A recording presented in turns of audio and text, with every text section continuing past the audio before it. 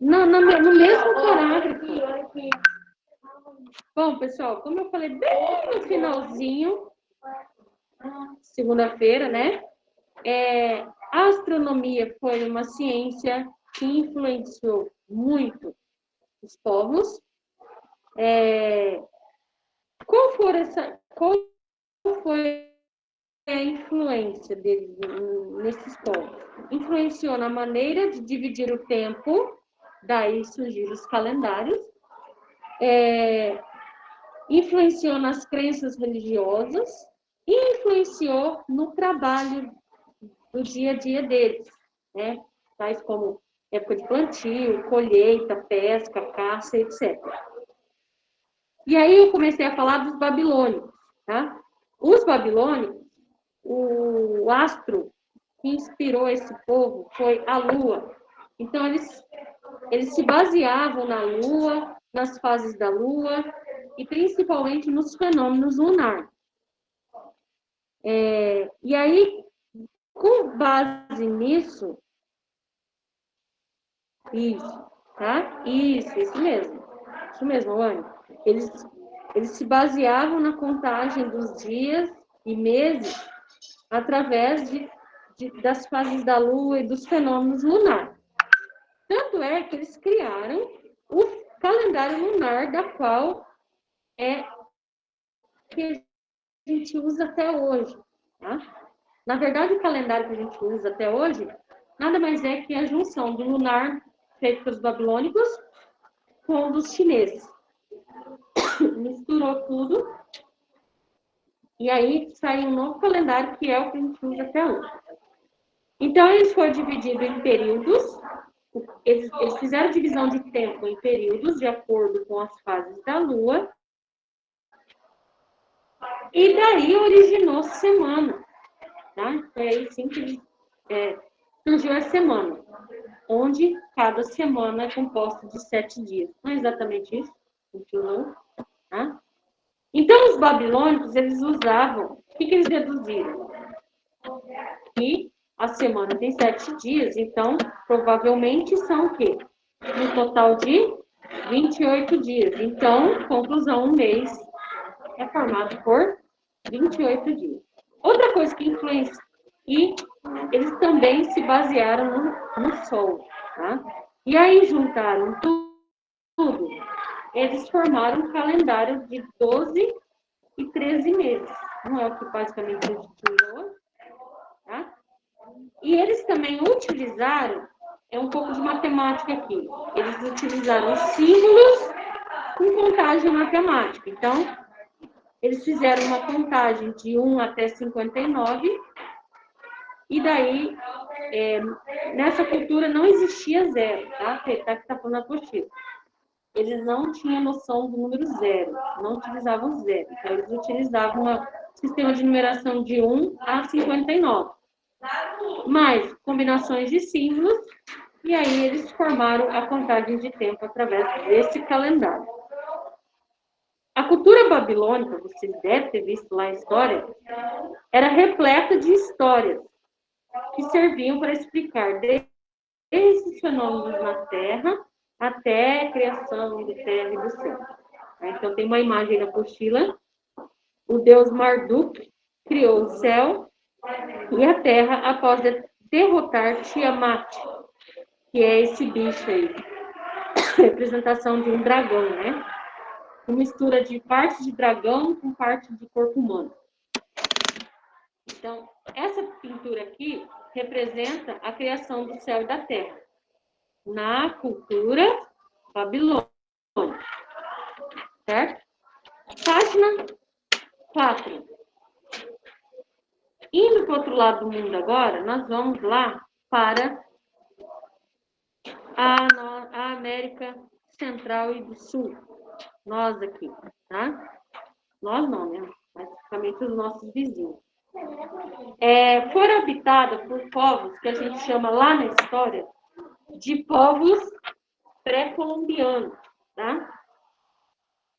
E quem eram esses povos pré-colombianos? Eram os incas, os maias e os astecas. Não é isso, produção, na história? Tá? Então, os incas, se não me falha a memória, desses 3 povos aí, os incas foi o que mais influenciou, mais foi influenciado pela astronomia. Os incas, eles cultuavam, por exemplo, um animal, que era um animal sagrado, que é a lhama, tem aí na apostila, tá?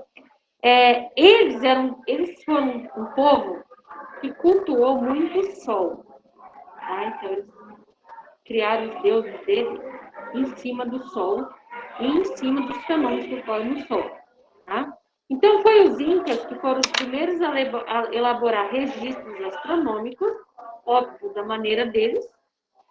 Eles foram os primeiros povos a construir observatórios para observar o céu e o universo. E eles foram os primeiros a observar e registrar no céu a Via Láctea.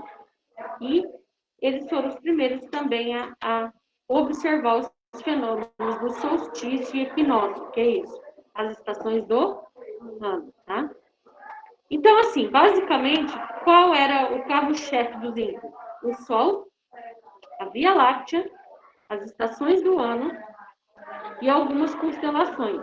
Então, na cabeça deles, eles imaginavam uma linha no céu, nas constelações, que representava quem? A lhama, que para eles era esse animal sagrado. Então, um conjunto de astros de destaque para esse povo é a lhama negra, tá? Que inclui uma estrela muito brilhante chamada estrela Vega, que é observada somente nos meses de agosto e novembro, tá? Então, eles cultuavam isso daí, né? Imaginavam essa linha imaginária no céu, que era essa lhama negra, da qual era muito sagrado para eles. Outras constelações os incas também observaram e influenciou na sua rotina no dia a dia. Então, são constelações que influenciam muito a rotina deles no plantio, na colheita, na caça, na pesca, tá? Então, basicamente, o carro-chefe dos incas foi as constelações. Voltando lá para o outro lado do mundo agora, vamos nos chineses. Os chineses, eles desenvolveram um calendário mais complexo, observando os fenômenos no céu também. Então, eles elaboraram um calendário lunar também, porém, eles elaboraram com um ciclo de 12 lunações. Opa, olha lá no dicionário lá embaixo, o que é lunações? Intervalos de tempo entre 2 luas novas consecutivos, tá? E acrescentava um mês extra. Não é bem isso nosso atualmente? Ou seja, eles fecharam um calendário de 354 dias, tá? Com intervalo de 2 dias extras, de tempos em tempos. Muito parecido com o nosso atualmente, né? Os chineses também, eles que mais tarde, olha aqui, ó, mais tarde desenvolveram um ciclo de 19 anos que consistia em 235 nações, 12 anos e 12 meses, 7 anos e 13 meses. Então, quer dizer, esse calendário foi aperfeiçoado 19 anos depois. Os chineses identificavam as estações do ano a partir das constelações chinesas. Então, as constelações chinesas, se não me engano até hoje, eles creem muito em animais. Eles creem muito em animais. Tanto é que a gente estava discutindo agora há pouco, né? Ana Júlia, eu pergunto assim, professora, qual que é o seu signo? Depende, se for no signo chinês, porque no signo chinês não é assim, leão, sagitário, é um animal, né? Então, eles creem muito nisso, nos animais. Então, eles criaram uma constelação chinesa, que são linhas imaginárias de determinada constelação e que. Então, por exemplo, primavera. A primavera era representada pelo dragão azul do leste. Tá? Então, eles imaginavam o desenho desse dragão, e da qual era sagrado para eles. Então, era a estação da primavera. Inverno, tartaruga negra do norte. Então, já era outro animal que eles já tinham na imaginação. Outono, tigre branco do oeste.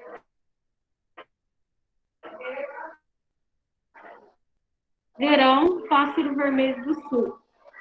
Tá? Então, coincide aí com as partes das constelações de Câncer, aí, né? Constelação mesmo. Então, eles creem nesses animais, que é assim até hoje, tá? Pode perceber que na cultura chinesa, né? Eles cultuam muito isso daí. Os japoneses também. Os japoneses, quem conhece alguém, pode me ajudar aqui. Eles cultuam muito os peixes, né?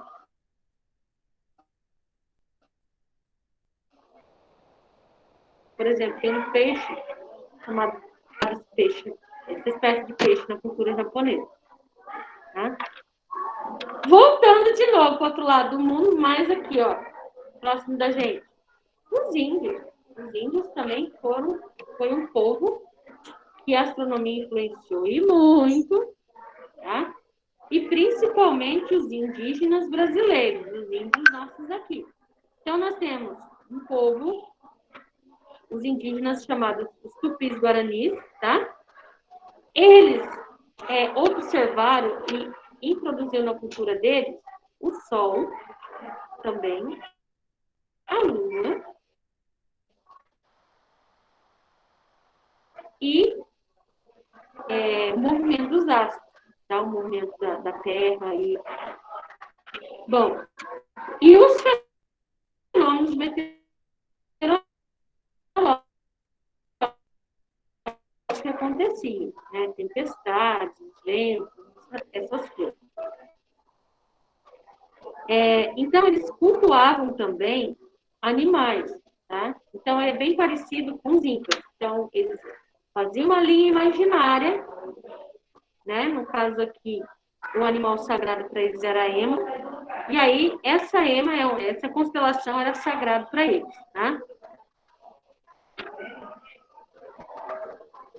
Sim, isso mesmo. Então, os povos, os índios, qual foi a influência da astronomia nos indígenas? Eles eram influenciados, os fenômenos astronômicos influenciavam eles, por exemplo, a gente até brinca, né, até hoje. Se pinta de índio aí, faz a dança da chuva, né, para ver se chove. Então, eles, inclusive, são povos que têm muitas danças, né, muitos rituais, cantorias e danças, né, nas culturas indígenas, né? Então, a astronomia influenciou esse povo nesse ponto. Então, as constelações também foi sagrado pelos deuses deles e também influenciou muito na cultura e dança. Então, por exemplo, para recepcionar a época da colheita, tinha uma dança lá, não sei o quê, um ritual, né? Também influenciou muito isso daí. Aí na postura ele fala assim, ó, tribos da região de Dourados, aqui definiram diversas constelações, entre elas a da EMA, como eu falei, para definir a entrada do inverno, verão, ou seja, a entrada das estações do ano. Então, eles utilizavam essas constelações para falar da entrada da estação do ano. Hoje a gente sabe, como que a gente sabe que nós estamos no inverno, verão, outono, né? Porque a gente sabe que a gente estudou isso em ciências, né? Eu passei com vocês lá no sexto ano, que é de acordo com o calendário, as estações do ano. Né? Já fez uma continha de matemática. Cada estação tem duração de 3 meses. Se são 4 tipos de estações, 3 vezes 4, 12. Quantos meses tem um ano? 12. Tá? Então, 12 dividido por 4 vai dar 3. Então, cada estação tem duração de 3 meses. Hoje é fácil falar isso, mas nessa época tinha como pensar ter esse raciocínio? Não. Como que eles se guiavam? Observando, tá? Entenderam? E aí, fechamos aqui a influência da astronomia nesses povos. Aqui a apostila trouxe 1, 2, 3, 4 exemplos de povos, mas tem outros povos também, tá? Espalhados aí no mundo. Se não me engano, até hoje influenciam. Certo? Pessoal, no finalzinho da aula passada, eu estava comentando para eles, até escrevi no dentro do filme. Tem um filme antigo e polêmico, foi polêmico, porque ele é bem violento, assim, tem umas cenas violentas. Chama Apocalipto. Netflix, essas coisas vocês capazes de não acharem, é capaz de vocês acharem em YouTube, essas coisas, porque ele é um pouquinho antigo. Apocalipto. É assim que se escreve. Ele é um filme dirigido por um ator, que eu gosto muito dele, chamado Mel Gibson. Foi o Mel Gibson que dirigiu esse filme. Nesse filme, ele mostra exatamente isso que eu estou falando aqui. Exatamente. Por que foi polêmico esse filme? Que tem cenas fortes de violência assim? Porque realmente, o que mostra ali no filme, e eu acredito que deve ter existido mesmo, vou dar um spoiler do filme, é assim, é uma grande tribo lá, eles são meio do mal. Aí ele manda uns guerreiros mata dentro para invadir outras tribos e pegar essas pessoas e levar para essa grande tribo deles aí e meio que escravizar esses povos, essas outras tribos. E aí eles faziam uma seleção meio bruta, vamos dizer assim. Tipo,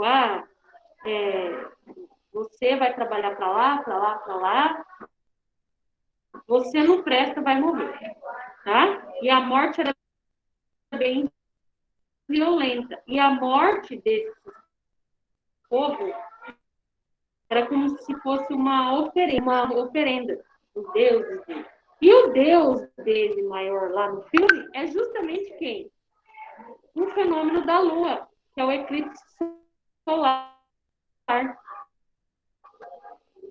E aí tem umas cenas realmente fortes lá, guilhotina a pessoa, mata a pessoa. E aí esses guerreiros aí, eles são bem do mal. Bem do mal. E aí um dos, que é o personagem principal do filme, consegue escapar dessa doideira toda aí. É onde começa a aventura do filme. Não vou contar, tá? Esse filme, ele realmente tem cenas fortes, assim, de violência. Tem ciência, porque está mostrando a cultura deles exatamente o que eu estou falando aqui, das influências, né?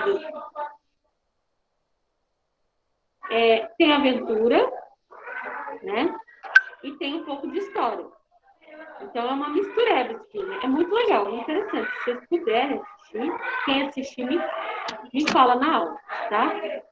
É muito legal. Porque assim, o Mel Gibson, ele é um ator, e diretor, virou diretor também, ele é meio um pouco ousado, por isso que os filmes dele têm muita polêmica. Ele dirigiu um filme chamado A Paixão de Cristo. Deu o maior bafafá no mundo esse filme. Por quê? Porque ele retratou nesse filme como seria exatamente ao pé da letra como Jesus passou. E é um filme muito... Eu confesso, eu assisti esse filme. Quem é religioso vai se sentir desconfortável. Eu sou uma pessoa religiosa. Eu assisti esse filme. Eu passei mal. No metade do filme, no final do filme. Porque lá no filme, teve país que proibiu. Quando o Mel Gibson lançou esse filme, teve país que proibiu a exibição no cinema. Porque realmente é um filme muito forte. Ele literalmente pegou os mínimos detalhes, praticamente como retrata na Bíblia, o que toda aquela peregrinação da paixão do Cristo, como Jesus Cristo passou. E realmente, gente, você entendeu? E o Apocalipto, esse filme, Mel Gibson foi ele que dirigiu. E a mesma coisa, ele não poupou detalhes. Ele não poupou detalhes. Então, tem umas cenas lá bem... Principalmente a cena que esses guerreiros vão atrás para pegar as pessoas, sabe? Eles são tão mal que eles não poupam criança, não poupam animal, não poupam ninguém. São bem mal, bem violentos. Por isso que deu bafafá também na época. Tá? Mas é um filme legal, muito interessante, porque ele envolve tensão, ele envolve aventura, ele envolve ciência, isso que eu estou falando, envolve história, tá? É muito legal. Tem umas cenas nesse filme, gente, eu cheguei a suar. De tenso, entendeu? Mas não vou dar spoiler, não. Assim, muito legal. E quem assistir, me fala, tá? Me fala. Beleza? Saindo um pouco aí de história, de cultura, vamos voltar para a nossa área aqui, propriamente dita. Página 6. Aqui tem uns fatos aqui um pouco tensos também. Né? É aquela velha briga, né? Entre crenças, religiões e ciência. Bom, observação dos movimentos dos astros. Agora vamos pular da ciência propriamente dita. Surgiram os personagens aqui ao longo do século, uns até marcantes, que observaram os movimentos dos astros, observaram os fenômenos astronômicos, porém, de uma forma mais fundamental, tá? Mais com fundamento, mais do lado de ciências mesmo. E aí veio o choque. Tá? Tem uns carinha aqui que aparecem lá na matemática também. Tá? Por exemplo, Tales de Mileto. Ele aparece lá na matemática, ele aparece na filosofia, ele aparece aqui pra gente, tá? O Tales de Mileto, ele foi um engenheiro, matemático, filósofo, porque lá na época era tudo junto, né? Não tinha separação de profissão, tudo junto. Ele foi a primeira pessoa a observar e tentar explicar os eclipses, tá? Explicar os eclipses solares. Essa relação da Lua, Sol, certo? Bom, aí veio um pouquinho mais para frente o Anaximenes de Mileto, tá? Foi ele que tentou explicar que a Terra é plana, tá? E ele também tentava te falar que as estrelas eram bolas de fogo no céu. Tá? Então a Terra é plana e as estrelas eram bolas de fogo no céu. Era a teoria dele na época. Tá? Não adianta olhar para mim com essa cara de professor. Não sou eu. Foi ele que. Vocês estão observando? Deixa eu só abrir um parênteses. Vocês estão observando que nessa época aqui, até depois de Cristo, um certo tempo, vocês perceberam que quem dominava a área, parada de sucesso, eram os filósofos? Era ele que praticamente comandava. Se ele observava uma estrela lá no céu, ele já filosofava aqui, criava uma teoria, tentava expor para a humanidade, pronto, todo mundo acreditava. E lá ficava. Aí nós tivemos o Anaximandro. Ele foi uma pessoa que tentou explicar que a Terra era como se fosse um cilindro e o homem vivia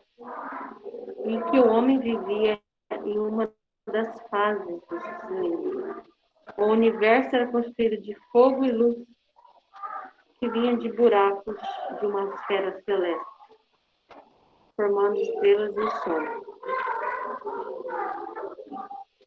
Calma, tá, gente? Não tô louca, não. Estou olhando tudo pra mim e falando, né? Vem aquele meme. Que viagem é essa, velho, né?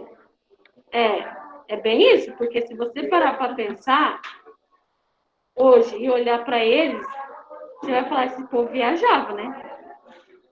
Mas naquela época era seríssimo. Seríssimo. Tá? Vamos para o próximo. Esse cara aqui é mais famoso que R$ 2 na história, na filosofia, na matemática, na astronomia. Ô carinha famoso, né? O tal do Aristóteles. Só que ele foi muito mais importante lá na matemática, né? Se não me engano.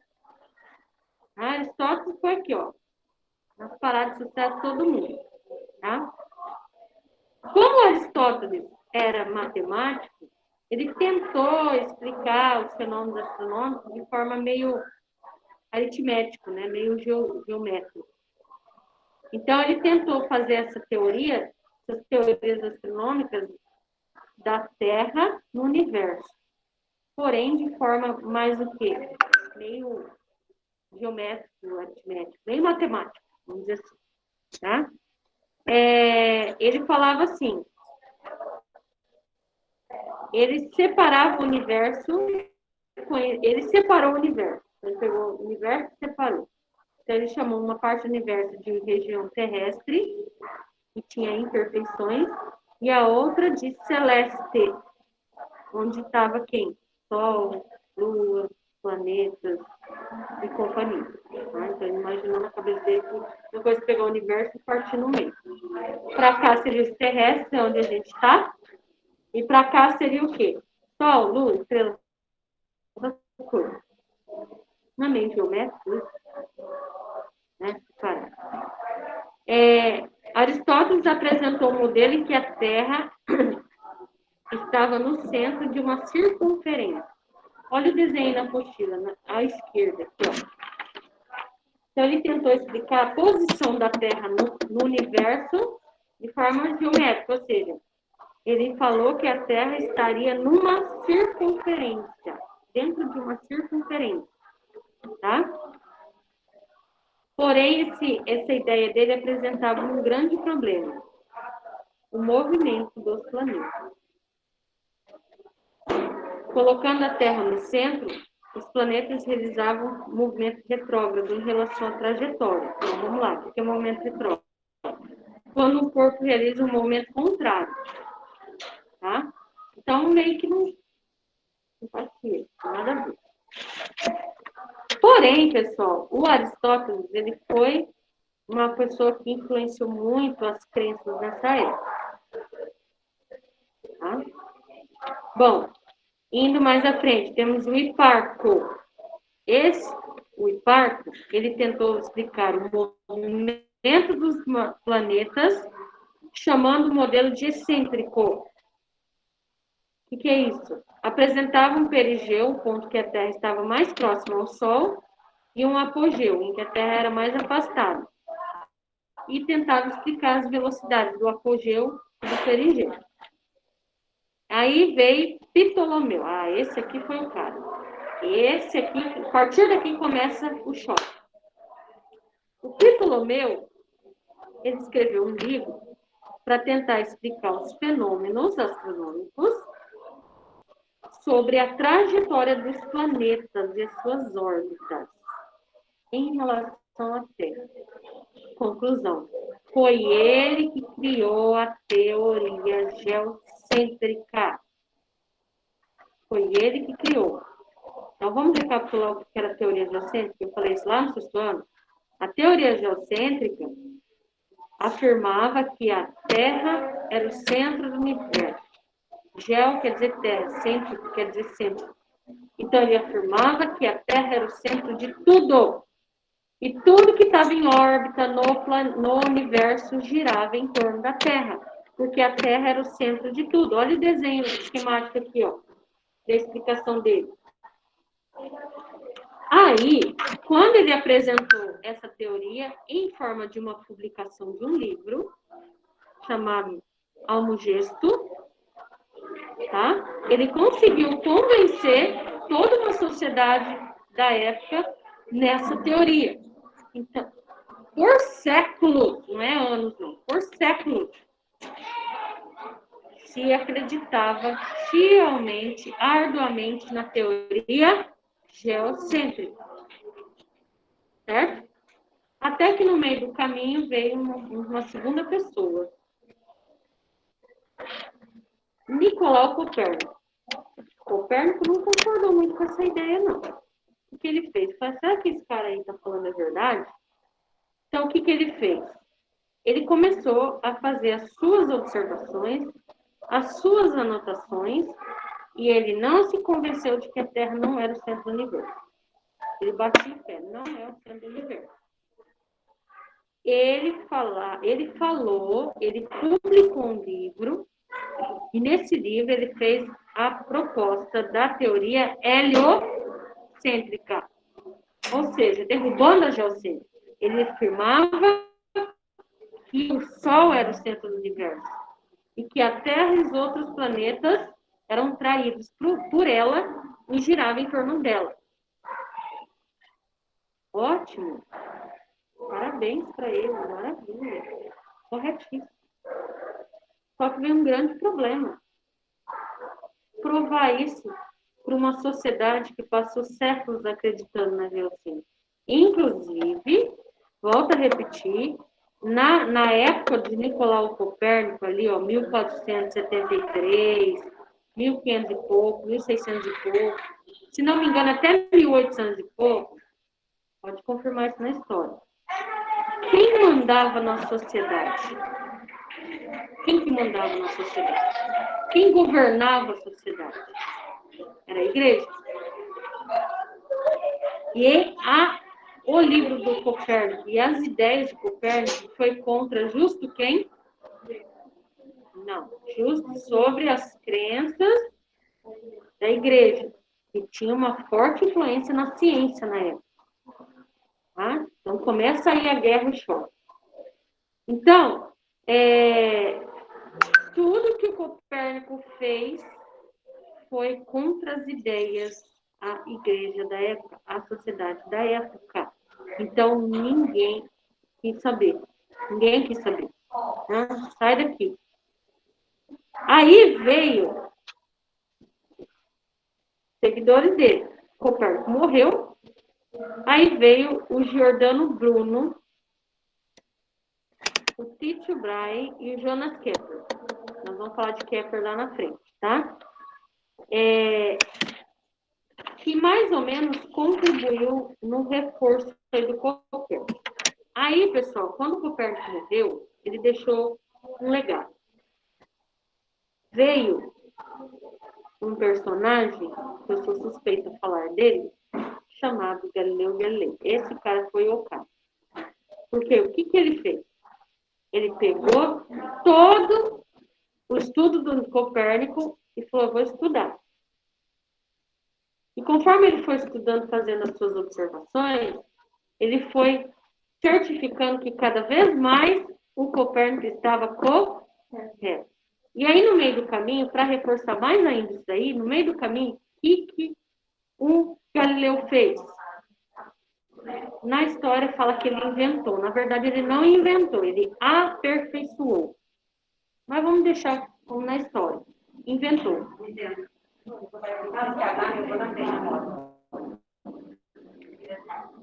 Tá. Então, vamos deixar como diz a história, né? Inventou. Uma parafernália chamada luneta.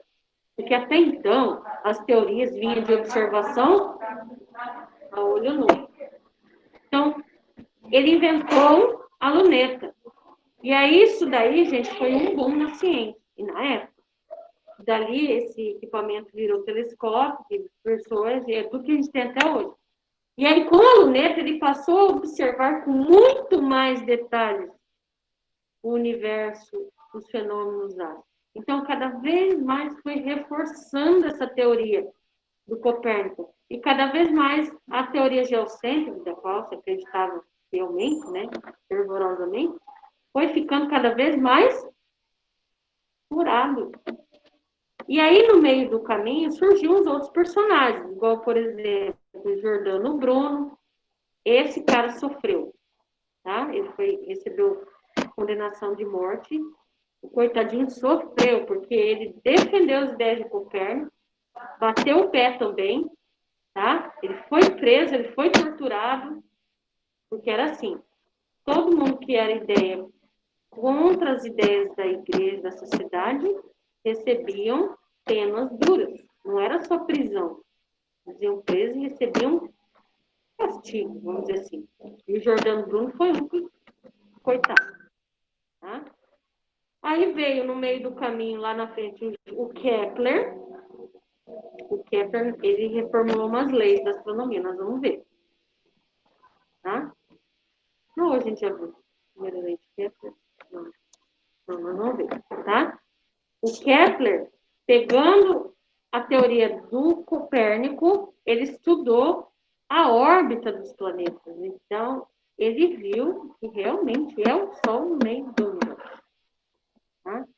Aí veio o Tycho Brahe, só que o Tycho Brahe saiu fora só num detalhe. Mas ele também contribuiu para reforçar que o Copérnico estava certo. E veio, por último, o Galileu Galilei, que veio aí para arrasar. Né? O Galilei, por que me fala que ele foi o cara? Porque ele deu a cara dele a tapa. Ele foi, lutou, inventou um instrumento perfeito que a gente tem até hoje. Ele visualizou os fenômenos do universo de forma mais científica e não filosófica, muito mais científica. Ele fez cálculos matemáticos e físicos, comprovando cada vez mais o lado científico e, o mais importante, enfrentou toda uma sociedade de séculos, tá? E tem um detalhe importante na biografia do Galileu.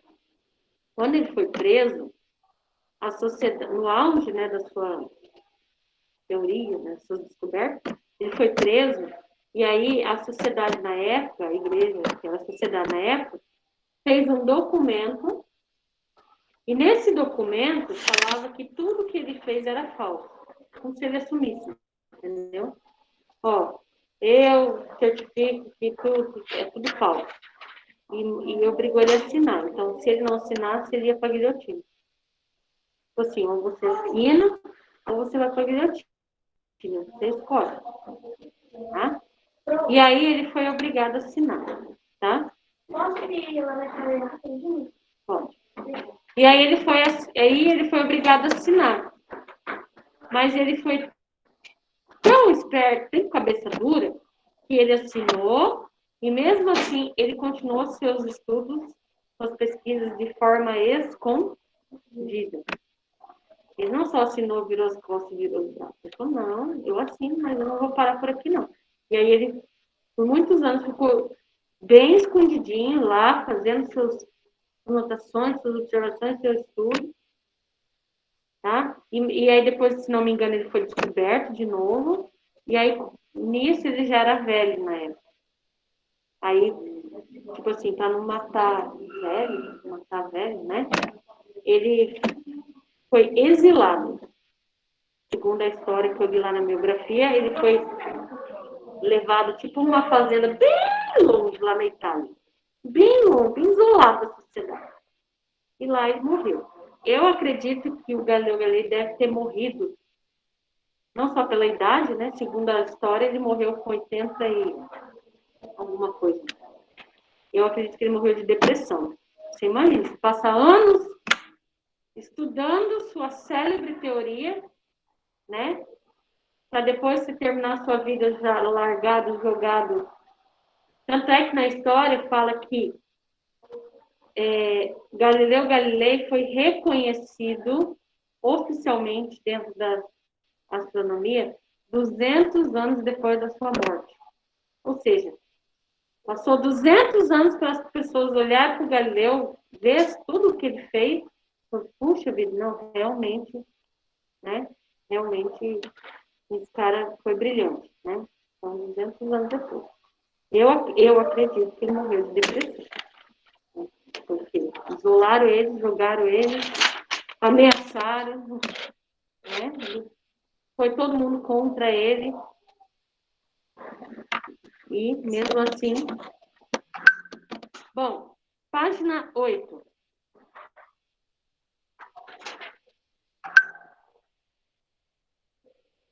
Ele vem uma pergunta assim: qual o formato da Terra.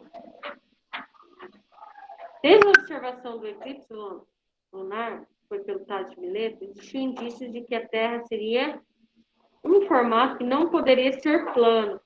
Por muito tempo tinha essa briga, né? Esses dias quiseram reativar esse assunto. Ah, a Terra é plana, não é redonda, é plana. Né? Entretanto, nesse período não se sabia se a sombra na Lua era formato da Terra ou o contorno do ar que estava na Terra, né? Que forma lá no eclipse. Foi Eratóstenes que indicou uma solução para esse problema. Ele estava em Alexandria e encontrou um papiro que dizia que na cidade de Siena, no dia 21 de junho, podia-se observar o fundo de um poço devido à iluminação do Sol. Ou seja, o Sol encontrava-se na situação zenite. O que é isso? Quando imaginamos um ponto no céu exatamente acima das nossas cabeças. Aqui, ó. Como você imagina que bem na direção da nossa cabeça tem um ponto. Tá? Ele tentou comprovar essa informação observando se em Alexandria, no mesmo dia do ano, era possível enxergar o fundo de um poço, utilizando apenas a luz do sol. Para sua surpresa, projetava-se no poço uma sombra com aproximadamente 7 graus de inclinação em relação à incidência do sol. Eratóstenes julgava que se a Terra fosse plana, as sombras deveriam ser iguais, mas deu uma diferença de 7 graus. Então, vamos lá. Duas cidades. Na primeira cidade, o sol iluminava no ângulo de 90 e você via todo o fundo de poço. No mesmo tempo, uma cidade a 21 quilômetros para frente, ele observando a mesma situação, porém não foi a mesma coisa. Teve um sombreamento no fundo do poço de 7 graus de inclinação. Então, o que ele concluiu? A Terra não é plana. Se ela fosse plana, toda sombra que se formasse em vários pontos teria que ser iguais. Se ela forma uma sombra, uma luminosidade de um ângulo de 90, tinha que ser um ângulo de 90 para todo mundo. E não foi isso que aconteceu. Tá? Então, tá aí. Mais uma prova de que a Terra não era plana. Incrível, parece que a gente acredita nisso até hoje. Certo? A Terra triangular? Ah, então tá bom. Tá bom. Certo? Pausa aqui. Agora vamos lá no CA, que é a tarefa de segunda. Página. Ah, outra coisa. Atualmente, viu, Ana Júlia? A astronomia influencia a astrologia. Né? Então, quem acredita em astrologia, o signo, né, tem até profissionais, né, que são astrólogos, falam assim, deixa eu fazer seu mapa astral, né? Deixa eu fazer seu mapa astral. O que é esse mapa astral? Ele vai fazer um mapa astrológico, signos, baseado o quê? No universo, na movimentação dos astros do universo. Né? Tá? Assim como eles falam assim, olha, o ascendente não sei o quê, que o Sol influencia o seu signo tal dia, tá? Isso daí, traduzindo, nada mais é que o movimento dos astros, tá? Que ele traz aqui para a linguagem da astrologia. Não é nada mais é que o movimento dos astros. Não. Ah, tá. Não. Assim, você pode perceber que ao longo aí da caminhada da astronomia, quando eles descobrem um astro que não é identificado na ciência, eles batizam com o nome. O sistema solar foi assim. Saturno, Júpiter, isso era nome de Deus. Urano, Marte, Vênus, tá? Então, assim, eles utilizavam muito o deuses, nome de deuses gregos. Tá? Então, dentro da astronomia, eles procuram batizar o nome, quando eles identificam um astro, dentro de alguma ou crença ou deus de algum povo. Tá? A gente só tem duas lá, que é Escorpião, né? Que também é uma linha imaginária. É uma linha imaginária que lembra o Escorpião. Tá? Câncer, troco de câncer, né? Mas aí são as coisas medidas de geografia. Tem um pouquinho de influência de signos, tá? Deuses romanos, obrigada. Era deuses romanos, deuses gregos, tá? Não, que os astrônomos usam para batizar um astro. Não, Terra não é nome de... por exemplo, Júpiter, Vênus, Urano, Antes de eu chegar aqui no sistema solar, vou falar dos satélites naturais, né? Por exemplo, Marte, só um pouquinho. Marte tem dois.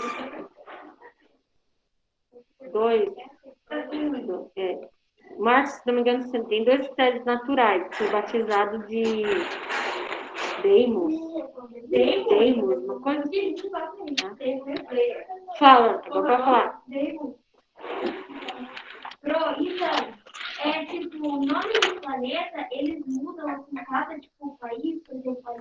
Não, é uma coisa só. Então quer dizer que lá nos Estados Unidos falam 10? Não, não é lá nos Estados Unidos. A astronomia é uma ciência só. Tá?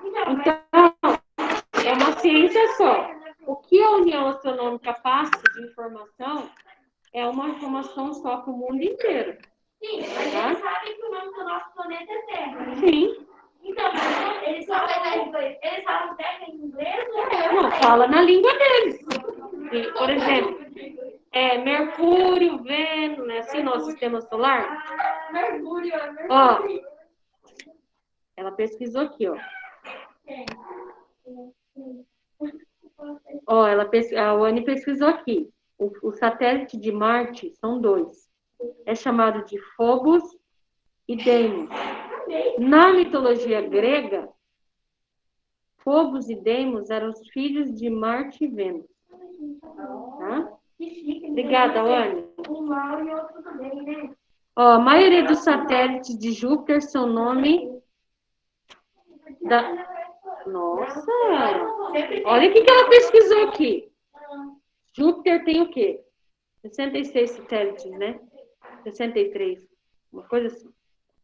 E a grande maioria dos satélites de Júpiter recebe os nomes das amantes de Júpiter na mitologia. Né? Valeu, Awane, obrigada.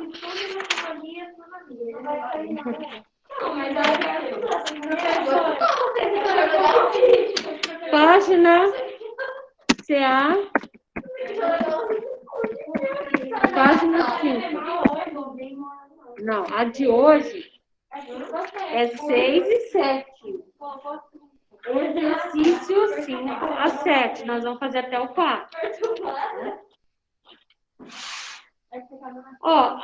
Eu acho assim, essas mitologias romanas, gregas, nórdicas, né? É umas coisas meio loucas, mas é até interessante até, né? Vamos lá, exercício 1.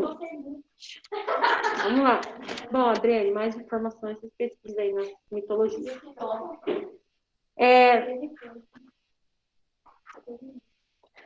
Parou. Põe um asterisco no exercício 1. Pula aí, eu já vou falar dele, tá? Vamos pro 2. Põe asterisco aí. Vou até pôr no meu. 2. Para os povos antigos, a busca por padrões dos movimentos dos astros tinha como principal objetivo, no parâmetro geral, eles utilizavam o movimento dos astros para quê? Tempo, contagem do tempo, tá? Alternativa D.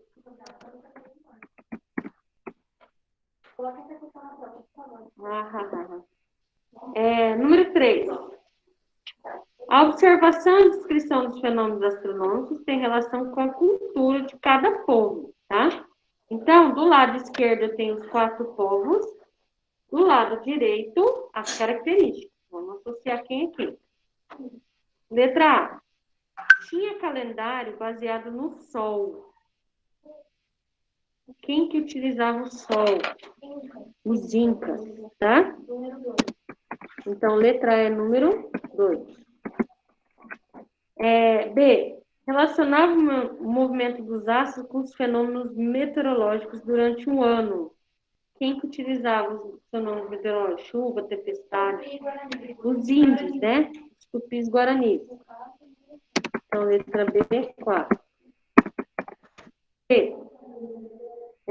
Desenvolveram um calendário lunar com um ciclo de 12 lunações.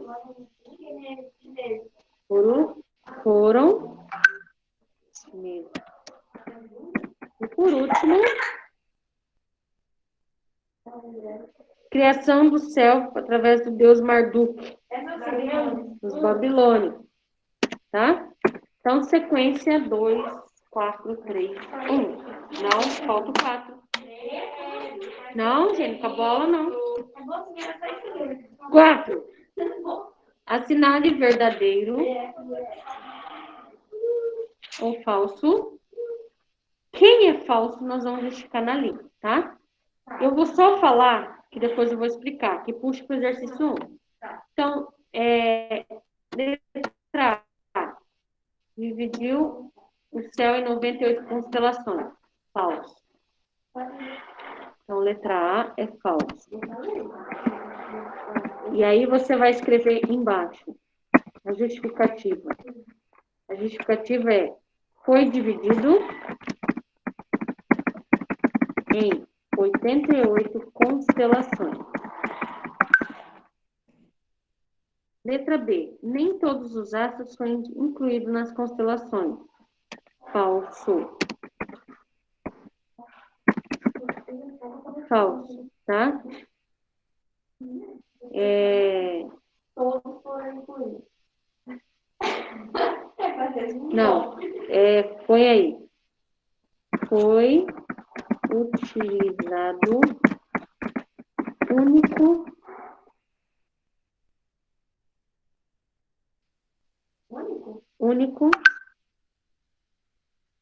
Peraí, deixa eu ver aqui.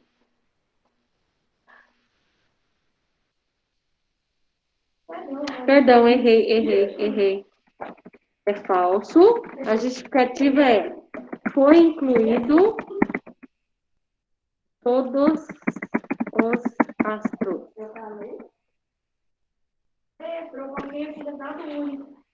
C. Nas constelações propostas pela UAI, os nomes dados para a região foi definido para facilitar a localização. Exatamente. Verdadeiro.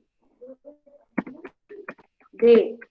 A partir de 1930, as figuras formadas no céu, que era uma união imaginária, passou a chamar de asterismo. Exatamente. Verdadeiro. Letra E. A constelação passou a ser entendida como uma região no céu com astros, estrelas e etc. Exatamente. Verdadeiro. Tá? E para fechar a atividade, volta lá na apostila. Só guardar o CA, porque o resto é tarefa. Não é para fazer exercício 1, tá? Que nós vamos fazer na aula. Eu já fiz essa aí, queria. Por que você já fez? Não, eu não queria usar de Página 8. Apostila. Júlia Silva. Parou?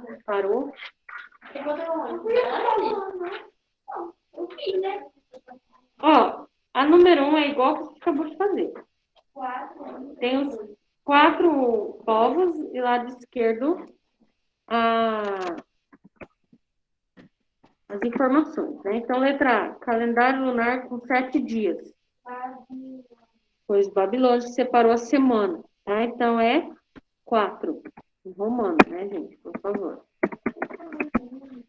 B, constelação que pode ser observada nos meses de agosto e novembro. Que tem a Ilhama como Incas. Então, é 1 em romano. C, calendário lunar com 12 lunações. E tem um mês extra, né? Os chineses. E letra D é número 2. Então, a sequência é 4, 1, 3, 2. Exercício 2.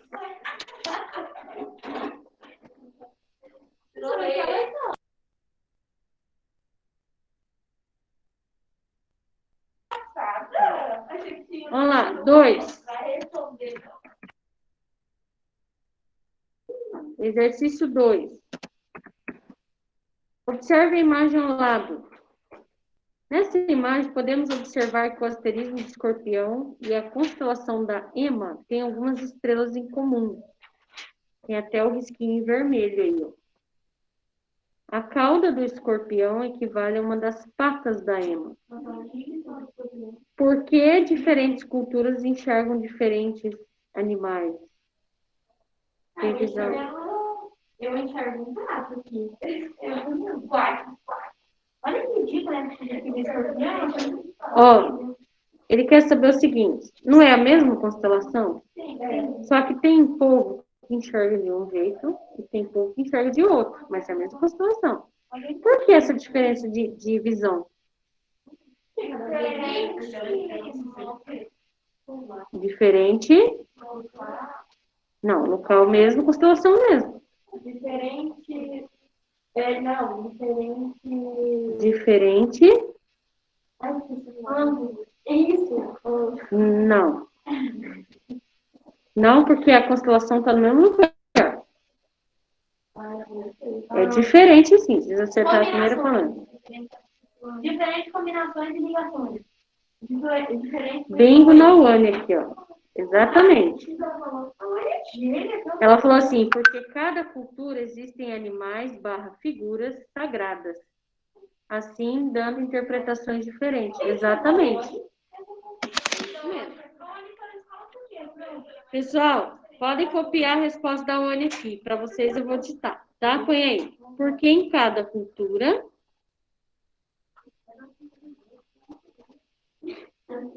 existem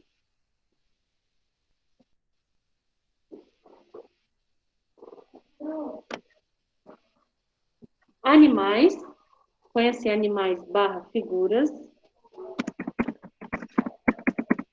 sagradas.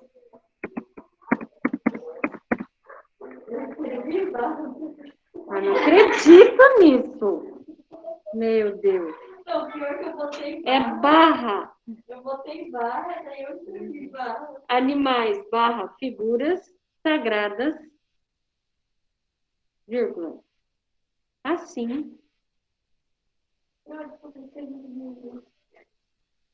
dando interpretações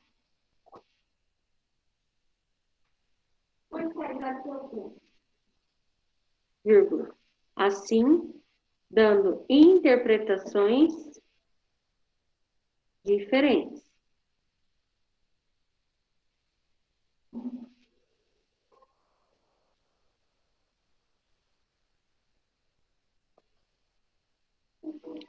Ponto. O pessoal do online, pessoal que espera um pouquinho. A número 3, ele falou assim, abaixo tem uma imagem do céu obtida a partir de um software gratuito chamado Stellarium. Ele mostra a região do céu próximo do Polo Celeste Sul. Isso foi em 18 de maio de 2018, às 8 horas e 38 minutos. Então, essa imagem aqui foi captada no dia 18 de maio de 2018, às 8 horas da noite, 38 minutos. Os tamanhos das bolinhas pretas indicam o brilho das estrelas ou planetas. Você pode observar que tem bolinhas pretas de diversos tamanhos, né? Então, essas bolinhas podem ser de acordo com o brilho da estrela ou até um planeta. Isto é, bolinha preta grande significa que a estrela ou o planeta é bem brilhante. Então, as bolinhas maiorzinhas quer dizer que tem brilho mais intenso. Pode ser um planeta, pode ser uma estrela maior, né?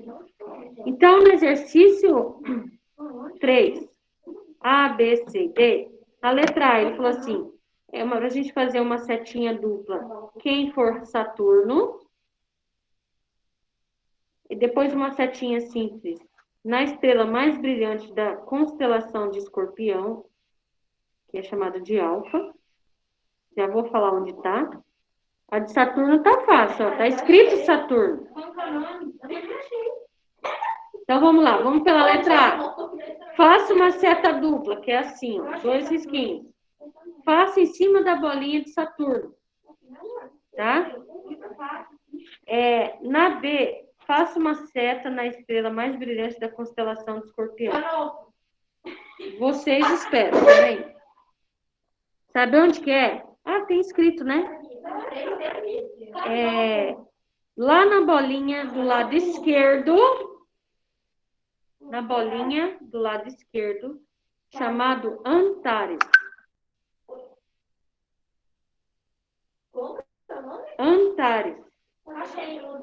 Faz lá em cima à esquerda. Na bolinha chamada Antares. Tá embaixo da Alfa Escorpião. Ah, tá. Pessoal do online, tô mandando foto, tá? Aí na letra C,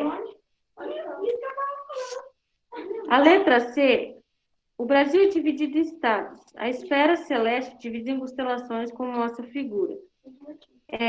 Pinte de qualquer cor, pode ser de lápis escrever. A constelação do Triângulo Austral. Você vai pintar aqui, ó. Pessoal online, tá vendo à esquerda ali onde estão os risquinhos azul? Esse aqui, ó. Esse aqui, ó, é que você vai pintar, tá? Pinta de lápis escrevendo. É isso aqui, ó. Esse aqui, ó. Mas o meu você vai pintar, tá? Pode pintar de lápis de escrever mesmo, professora? Pode. Isso, esse mesmo. Faz um bolinho, quadradinho aí. É pra pintar o quadradinho. Pode, ô Ítalo? Não, fala mais pra gente achar. Hã? Pra gente ver quem acha primeiro. Na letra D, trace uma reta cruzando as figuras, passando por Gacruz e Acruz. É isso aqui, ó. Achou, né? Não, não acha. Ó, eu vou mostrar para eles, tá? Vocês Essa estão... aqui? Vão passar a reta aqui, ó. Cortando aqui, ó. Cortando... Aqui, ó, tá escrito, ó. Não Qual que é o nome? Qual que é o nome? Aqui, ó. Assim. E assim. Isso, aí não É pra riscar? é uma linha. Também, professora. Não, tá errado, né? E aí pra cá. Você tá sem régua, né? Corretinho, mas corretinho não tá. Sai de cá, vem cá, Karen. Pelo amor de Deus, né? Aqui, ó, no meio aqui. Muito lindo, não ficou? Tá? Pegar um negócio. Depois você vai passar uma retinha nessas estrelas aqui, ó. Passou lá. Vou fazer uma reta. Vai passar uma reta aqui. Depois aqui. Tá? Aqui, ó. Aqui. Depois.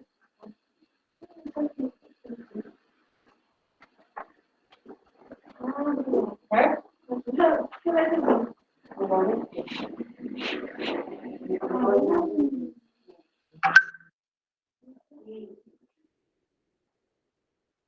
Beleza, gente? Beijo. Até sexta-feira. Tchau. Tchau, pro. Ó. Tchau, professora.